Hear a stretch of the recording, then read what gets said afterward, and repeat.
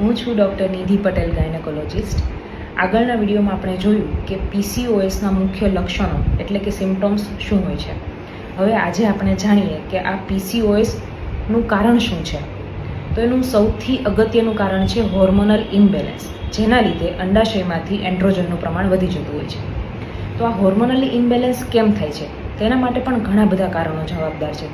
જેમાં સૌ પ્રથમ તો આવે છે આપણી પૂર લાઈફસ્ટાઈલ, એટલે કે વધારે પડતું જંક ફૂડ લેવું, સમતોલિત આહાર ના લેવો, આપણી સેડન્ટરી લાઈફસ્ટાઈલ એટલે કે બેઠાડું જીવન, સમયસર કસરત ના થવી અથવા તો આખો દિવસ બેસીને કામ કરવું. ત્યારબાદ આવે છે સમયસર ઊંઘ ના લેવી. પછી મેન્ટલ સ્ટ્રેસ લેવાના લીધે આપણા હોર્મોનમાં ચેન્જીસ થતા હોય છે, જે અંતે પીસીઓએસમાં પરિણમતા હોય છે.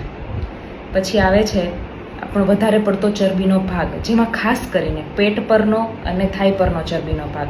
વધારે પડતું ચરબી વધી જવાના લીધે ઇસ્ટ્રોજનનું પ્રમાણ વધી જતું હોય છે, જેના લીધે પણ પીસીઓડી થઈ શકે છે.